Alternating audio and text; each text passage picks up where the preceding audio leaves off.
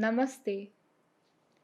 Welcome to our continuing series Questions and Answers from the works of Sri Aurobindo and the Mother.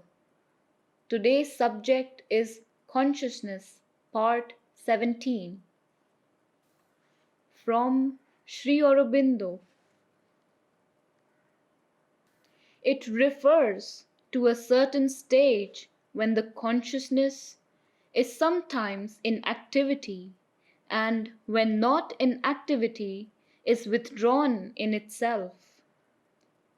Afterwards comes a stage when the Satchidananda condition is there in work also. There is a still further stage when both are, as it were, one, but that is the supramental. The two states are the silent Brahman and the active Brahman, and they can alternate. First stage, coexist. Second stage, fuse. Third stage. Certainly, it, the highest Satchidananda realization, is realizable in work. Good Lord, how could the integral yoga exist if it were not?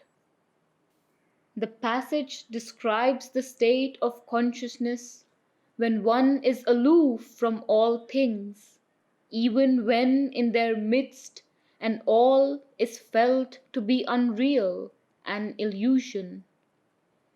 There are then no preferences or desires, because things are too unreal to desire or prefer one to another.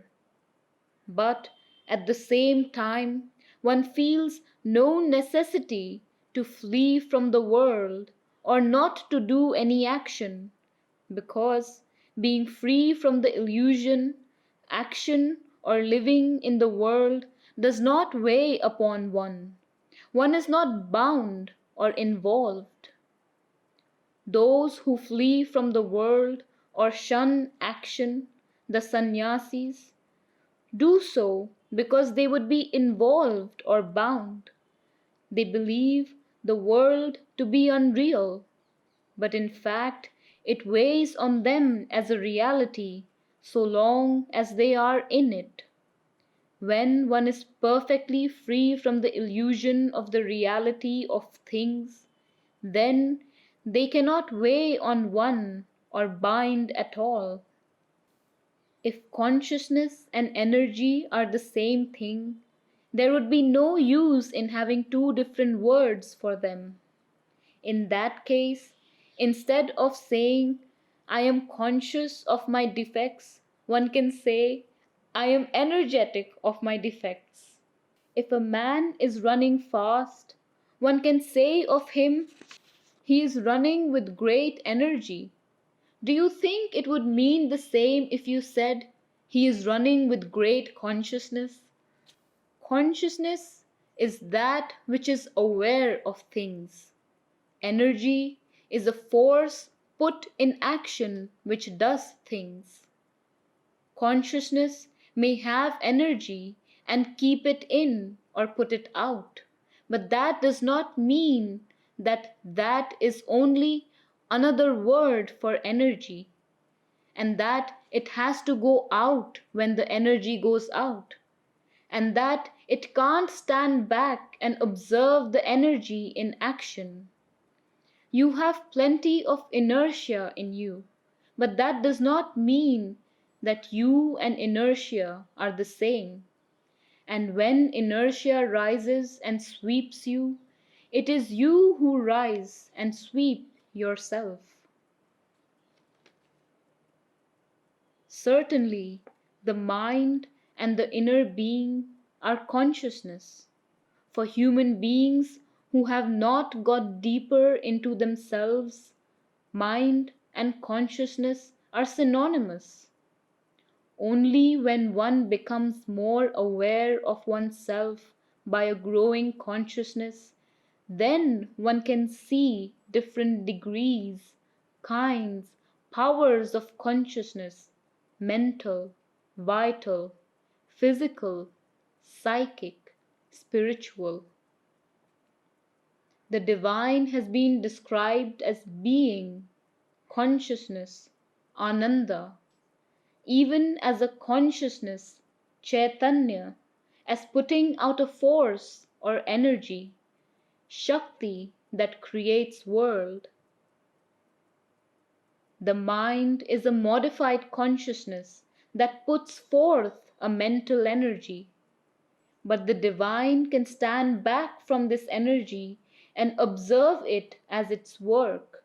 It can be the witness Purusha watching the works of Prakriti. Even the mind can do that.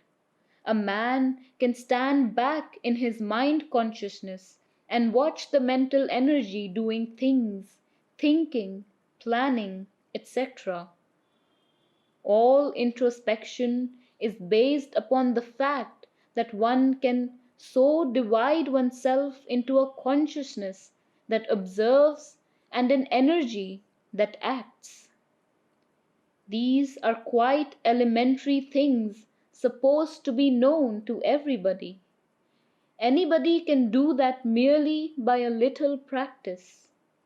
Anybody who observes his own thoughts, feelings, actions has begun doing it already. In yoga, we make the division complete. That is all.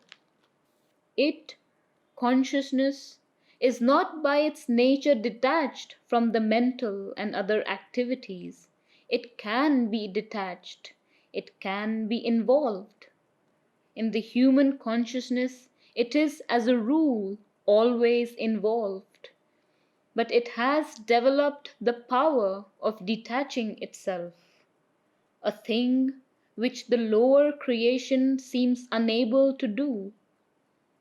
As the consciousness develops, this power of detachment also develops.